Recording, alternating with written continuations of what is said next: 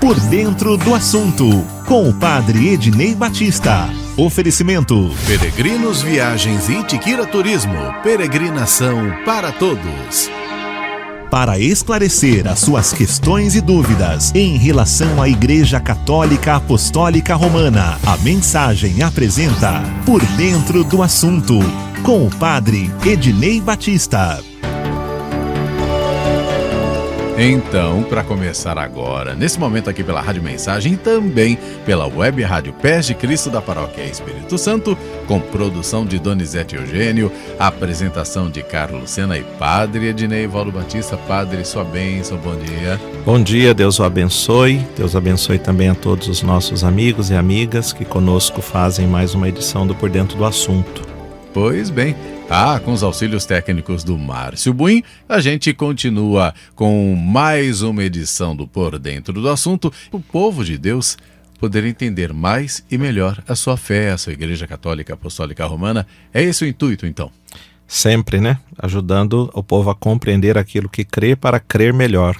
Perfeito. Então, para começarmos o Por Dentro do Assunto, no oferecimento de Peregrinos Viagens e Itiquira Turismo, peregrinação para todos.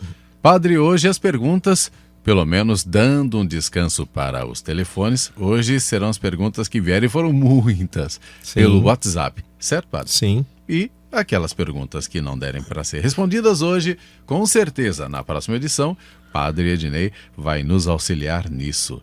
A primeira pergunta, a pessoa pediu para não se identificar. Sim. O que a igreja pede para que uma pessoa seja madrinha de batismo?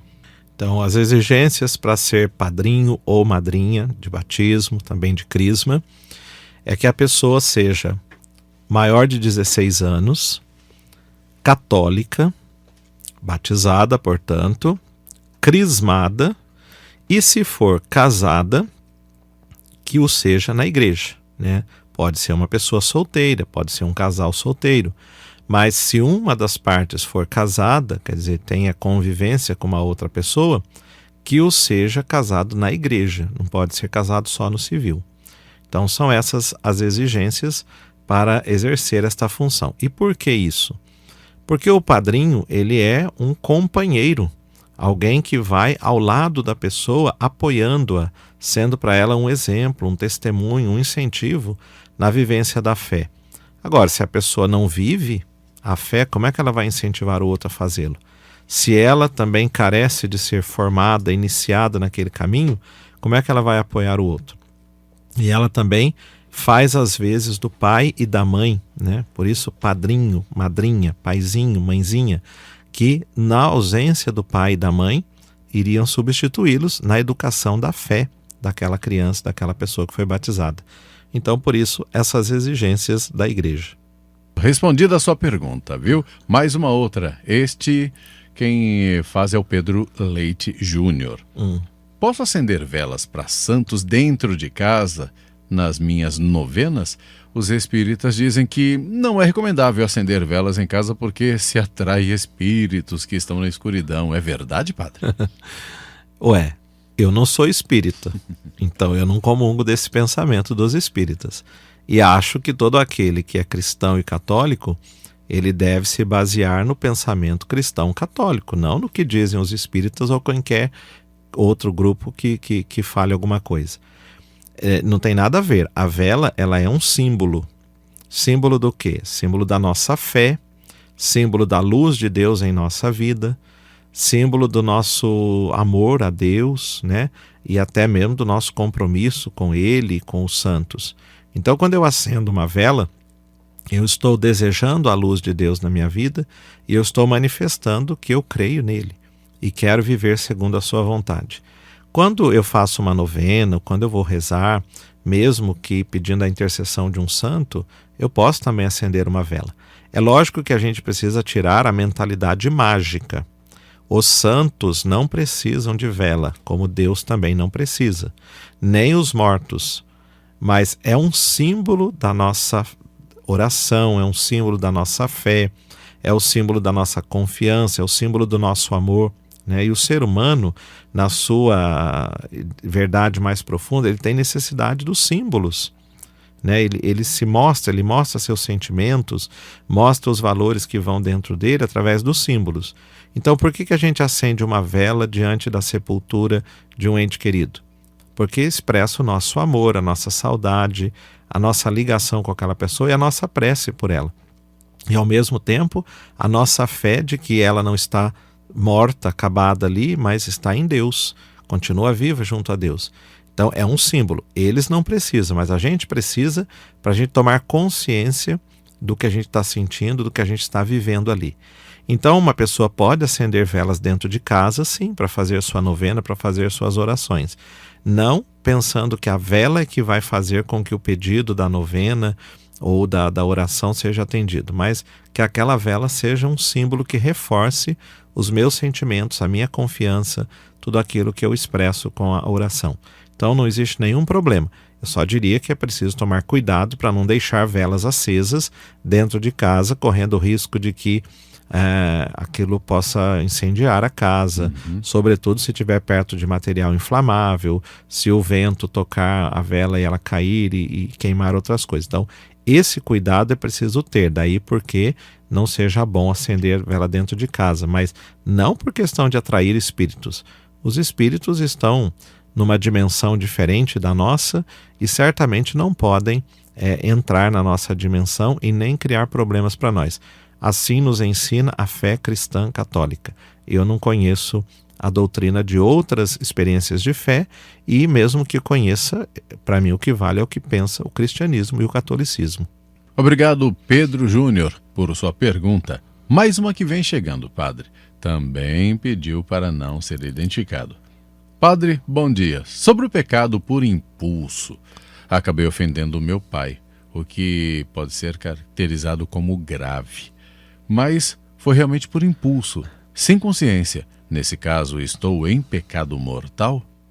Quando a gente fala do pecado, existem 3 condições para que ele seja grave e, na ausência de alguma delas, para que ele não seja grave. Pecado grave é aquele que tem uma matéria grave, que há uma plena consciência e uma plena liberdade. Então, se a pessoa está dizendo que ela agiu por impulso, emocionalmente, já não existiu uma plena liberdade. Portanto, não podemos falar de um pecado grave. Mas é um alerta, né? Eu penso que quando a gente faz uma coisa, mesmo não querendo fazê-la, mas sendo movido pelos sentimentos, aquilo serve como um alerta para nós tomarmos mais cuidado e cuidarmos mais de nós. No sentido de nos conhecermos, sabermos o nosso limite, sabermos dos nossos sentimentos e percebermos que nós, quando estamos preparados, temos condição de nos controlar, né? Mesmo que o outro nos tire do sério, mas se a gente está preparado, a gente consegue dar uma resposta não negativa, não pecaminosa àquela provocação, àquela atitude do outro. É preciso preparar-se. Então, muito mais do que dizer que a pessoa está em pecado grave, porque certamente não está, é dizer que aquilo serviu como um alerta para ela cuidar mais, para não agir outras vezes sob o impulso da emoção. Tem até alguma frase que dá mais ou menos esse pensamento que é de apóstolo Paulo, não tem, padre? Paulo ele diz assim, que ele não faz o bem que quer, mas faz o mal que não quer. Mas não é tanto se referindo a impulso. Ele está dizendo que, por mais que ele não queira pecar, fazer coisa errada, ele acaba fazendo porque a natureza humana é frágil, né? Porque a natureza humana é limitada. Então é muito mais nesse sentido do que dizer que eu ajo por impulso. Porque senão a gente desculparia tudo também, né? Claro que o impulso, ele torna menos grave o ato, mas ele não nos torna desculpados daquilo ali, porque quem age por impulso é aquela pessoa que não tem consciência de si, que não reflete, que não se prepara, que não está assim organizada de modo que ela possa se controlar diante de uma dificuldade. A partir do momento que ela se conscientiza, então ela pode se redimir e receber a absolvição. Né? Isso sempre, mesmo que tenha feito assim com toda a liberdade, com toda vontade, né, e consciência, e até que seja uma coisa grave. Se a pessoa se arrependeu, sempre ela tem a oportunidade de se reconciliar. Ela primeiro se perdoa, depois ela pede perdão a Deus e depois pede perdão para a pessoa que ela ofendeu também. sempre é possível recomeçar. Obrigado por sua pergunta aqui no Por Dentro do Assunto. Pediu para não ser identificada, mas está querendo saber como se livrar do sentimento de culpa. Eu penso que o sentimento de culpa, muito mais do que um fato, né? Ele é um sentimento que nasce em nós, talvez como consequência do nosso olhar. Se o nosso olhar ele estiver direcionado para Cristo, que é misericórdia infinita, que é a expressão do Pai misericordioso, mesmo sabendo que eu errei, que eu cometi um engano, que eu fiz uma coisa grave, eu me liberto dessa culpa, porque Cristo me purifica, Cristo me estende a mão, Cristo acredita em mim de novo. E isso sempre, ao longo de toda a minha vida. O olhar de Cristo me redime, me levanta, e assim nós vemos tantas vezes no Evangelho.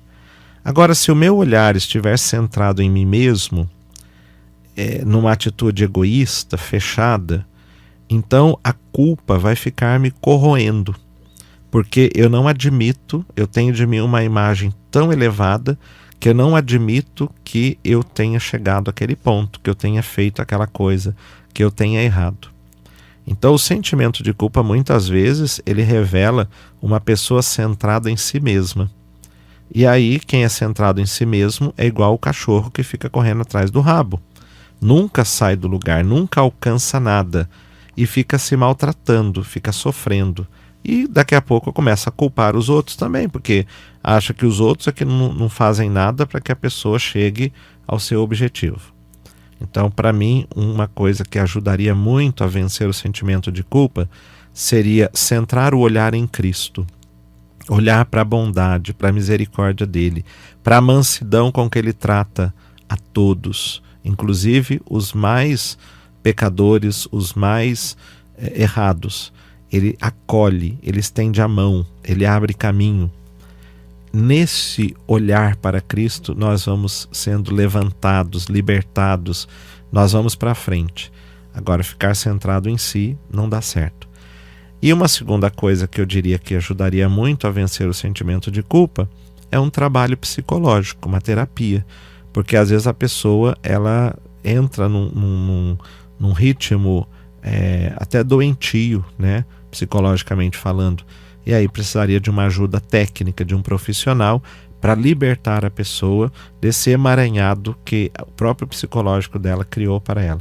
Que não deixa ela fazer nada de bom porque ela acha que ela não presta, porque ela é sempre culpada, porque ela fez uma coisa errada e ela não sai do lugar, né? Então a terapia psicológica poderia ajudar muito nesse sentido. Mas em primeiro lugar, o olhar centrado em Cristo, em sua misericórdia, em seu coração sempre aberto para nos acolher do jeito que nós somos. Então isso vai nos libertando da culpa. Obrigado por sua pergunta aqui para o Por Dentro do Assunto. E ainda falando sobre arrependimento, o Augusto do Santo Inês 2, ele falou assim: precisamos mesmo confessar nossos pecados e tem que ser com o padre? Eita, nós vamos morrer e essa pergunta não estará ainda respondida para todos, né? Pois é, eu uso sempre essa comparação. Nos momentos mais críticos da nossa vida, nós temos a necessidade de alguém que nos escute, de alguém que nos aconselhe, de alguém que nos ajude a enxergar a nossa situação desde um outro ponto de vista. E a confissão é um pouco tudo isso. Alguém que está ali, que é humano, que também é pecador, que também tem que se confessar, tudo isso é verdade, mas que não é em nome dele que está ouvindo a confissão. É em nome de Cristo, ele é sinal. O padre ali também é sacramento, sinal sagrado da presença do Cristo misericordioso que perdoa. O fato de dizer a alguém o que eu fiz de errado tem dois sentidos. Um é o sentido psicológico. Eu desabafo, eu coloco para fora, eu verbalizo aquilo que eu fiz. Então eu escuto isso, eu percebo isso de uma outra maneira. Isso faz bem, isso é libertador para o ser humano. Verbalizar o que se sente, o que se passa no nosso interior, é um ato de libertação. O segundo sentido de falar os pecados para o padre é a humilhação que a gente vive. E é uma humilhação que purifica. É uma humilhação que me faz tomar consciência de que eu sou pecador, de que eu sou miserável. Mas eu acredito no amor de Deus. Eu estou ali porque o amor de Deus é maior do que a minha miséria. E é uma forma então de não ficar parado na própria miséria, mas de abrir-se à graça e à misericórdia. E é tão certo isso que quando termina uma confissão bem feita, onde a pessoa falou o que tinha necessidade de falar, onde ela desabafou, descarregou e ouviu palavras de acolhimento, de incentivo, a pessoa diz assim: estou mais leve. E às vezes a aparência física da pessoa, o sorriso, o brilho nos olhos, às vezes não. Quando isso acontece de maneira correta, volta o brilho nos olhos, volta a luminosidade no rosto, volta a vida, porque aquela pessoa fez a experiência na fé, no sacramento, de ser tocada pela graça de Deus. Então, o fato de nos confessarmos com o padre não é uma mera obrigação instituída pela Igreja. Ela é um fator humano que nos liberta, que nos faz crescer, que nos faz bem. Então, quem tem fé e quem conhece o porquê das coisas não terá grandes dificuldades, ainda que passe também por essa humilhação, mas sabe que é uma humilhação que faz crescer, porque a palavra de Deus diz que quem se humilha será exaltado. Então, o caminho é esse, e a sabedoria da Igreja, inspirada pelo Espírito Santo, chegou a essa conclusão e faz esse caminho. Desejamos que todos os fiéis membros da Igreja, inspirados pelo Espírito Santo, vejam dessa forma e experimentem esse caminho de graça, que é o sacramento da confissão, com o sacerdote. Muito obrigado, Augusto, aí do Santenês 2, por sua pergunta aqui Por Dentro do Assunto. E a Neia do Bosque, padre, perguntou: é possível alcançar a santificação completa nesta vida? Não, a gente tem que dizer que a santificação completa vai ser quando a gente der o último passo, né? Na direção de Deus, na chegada do céu. Mas nós podemos progredir sempre. Estamos todos progredindo. Cada dia vivido na fé, na esperança, no amor, no compromisso com os irmãos, né? Na abertura aos projetos de Deus, na correção dos próprios enganos, no arrependimento, na penitência, vai nos levando para frente no caminho de santificação. Mas eu creio que todos nós ainda chegaremos ao último instante da nossa vida conscientes de que alguma coisa faltou. E o que faltou Deus completará. Os santos, os mais santos, morriam dizendo: fizemos tão pouco. Isso é, nós poderíamos fazer mais. Então não valeu o que fizeram? Valeu, mas eles tinham consciência de que eram chamados a mais, porém não conseguiram, não houve tempo, né? E os santos mesmo, eles se confessavam mais vezes do que nós, porque eles tinham mais consciência do pecado. Não eram mais pecadores do que nós em quantidade, porque se policiavam, porque estavam mais próximos de Deus, mas eram mais sensíveis ao pecado, percebiam com mais facilidade qualquer coisa que faziam fora do plano de Deus. Então, mesmo à beira da morte, assim foi. Então, não chegaram à santidade completa, mas chegaram a um grau de santidade suficiente para que se percebesse e, inclusive, se pedisse à Igreja para declará-los santos, exatamente porque exalavam a santidade. E a Igreja fala que para uma pessoa ser introduzido, para ser introduzido o processo de canonização de uma pessoa, é preciso que ela morra em odor de santidade, ou seja, que os outros percebam pela sua vivência que ela levava a sério essa questão da santidade. Então a Igreja vai analisar e, se for o caso, declará-la santa. Mas se não tinha esse odor, se ninguém suspeitava que essa pessoa fosse santa, o processo não vai provar que ela é santa, porque o povo percebe primeiro, depois a Igreja declara, né? Então é por aí. Por dentro do assunto riquíssimo, hoje você acompanhando pela Rádio Mensagem, também pela web Rádio Pés de Cristo da Paróquia Espírito Santo, no oferecimento de peregrinos, viagens e Itiqueira Turismo, peregrinação para todos. O José Vando Gomes da Silva quer saber, quem não fez a primeira Eucaristia ou a Crisma quando criança, tem um período, tem que fazer quando? Olha, quando a pessoa tomou consciência que ela não fez, não recebeu esses sacramentos, ela deve procurar a comunidade, fazer um tempo de catequese que vai ser apresentado lá pela comunidade, né? Não saberia dizer quanto, porque aí, pelo menos, catequese com adultos, pelo menos 1 ano. E aí a gente tem que pensar assim, a catequese não é uma condição para receber o sacramento. A catequese é uma ajuda para que a pessoa tome consciência do que significa receber o sacramento e se comprometa com Cristo e com todo o seu projeto. Então esse tempo ele pode variar, pode ser 1 ano, pode ser 1 ano e meio, pode ser 2 anos, conforme a caminhada da pessoa. De qualquer forma, é sempre em vista de uma preparação para a pessoa se tornar discípulo e missionário de Jesus Cristo, e os sacramentos ela recebe como graça e força para isso também, né? O sacramento não é o fim da catequese, não é o ponto alto da catequese. O ponto alto da catequese, o fim da catequese, é uma vida de discipulado e de missionário de Jesus Cristo. Agora, os sacramentos vêm também em vista disso, né? Então é procurar a paróquia para organizar isso. Não existe assim uma medida única, um jeito único de fazer. Essa coisa não posso dizer. Obrigado, José Vando, por sua pergunta. A próxima pergunta aqui, padre, acho que vamos ajudar ao Bruno em sua vocação ou de alguém que ele conhece. Paz e bem, padre, gostaria de tirar uma dúvida. Sabemos que ao entrar no seminário, o seminarista deverá cursar, entre outros cursos, o de filosofia e teologia.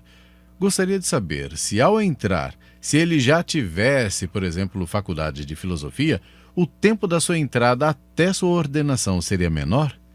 Um abraço, padre. Paz de Deus e o amor de Maria.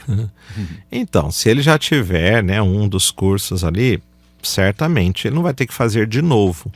Mas isso não quer dizer que ele vá eliminar, né, no tempo isso. Quer dizer, mesmo não estudando novamente aquilo, ele poderá, aquele tempo que ele usasse para aqueles estudos, usar para outra coisa. Ele pode fazer um outro curso, ele pode de qualquer forma ser aconselhado a morar no seminário. Quer dizer, não quer dizer que necessariamente ele vai eliminar aquele tempo, aquele período.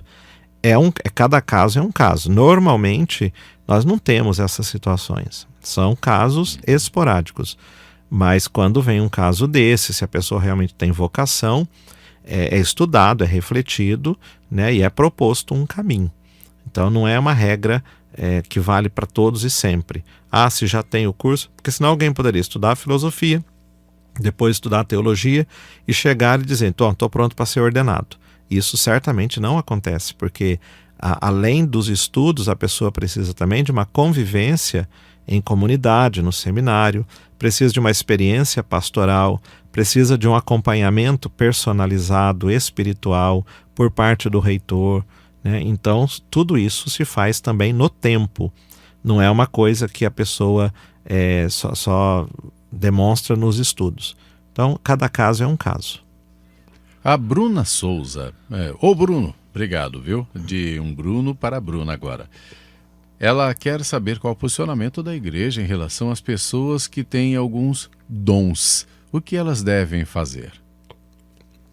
Bom, se são dons, de fato, esses devem estar a serviço dos outros, né? Então, qualquer coisa boa que alguém saiba fazer, não é só dela, é para beneficiar os outros. Então, a igreja, em primeiro lugar, vai orientar a pessoa, se ela sente que tem alguma capacidade assim fora do comum, a colocar aquilo a serviço.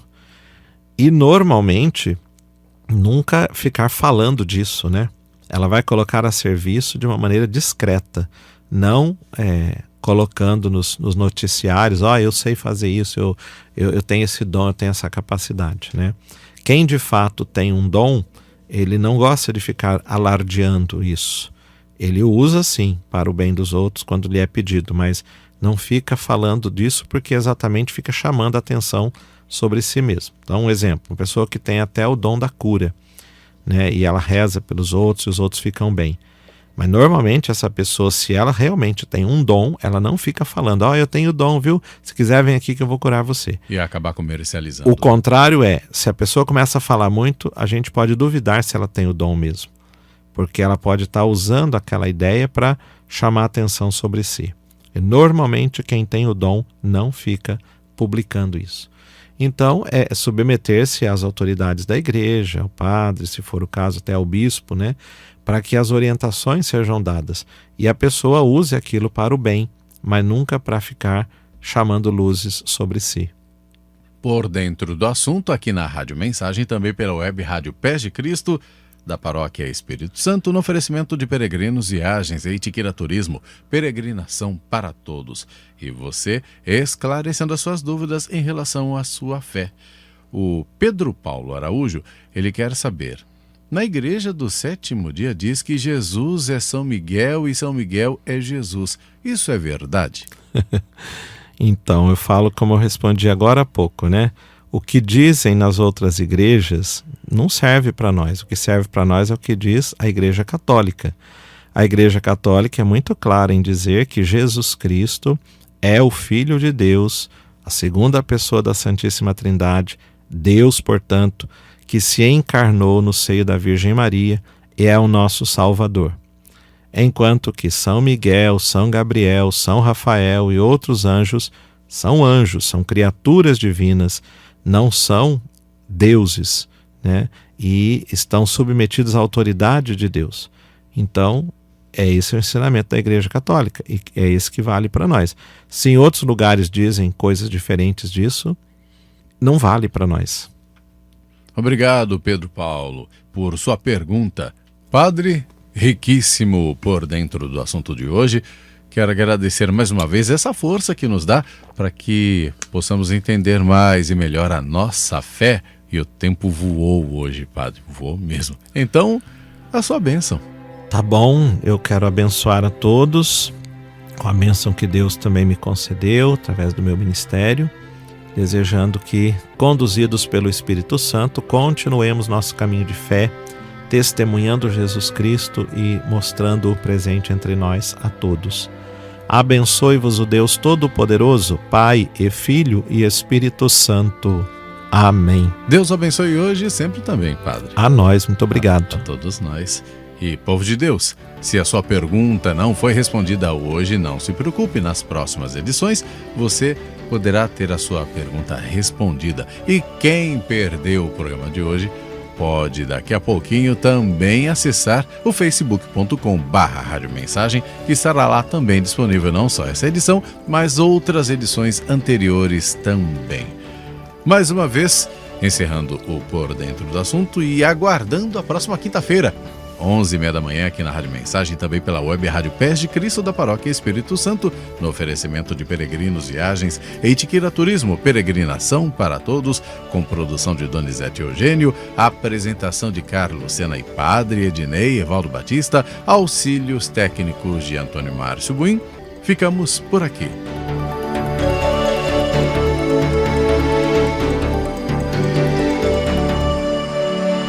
Você acompanhou na Mensagem Por Dentro do Assunto com o Padre Ednei Batista.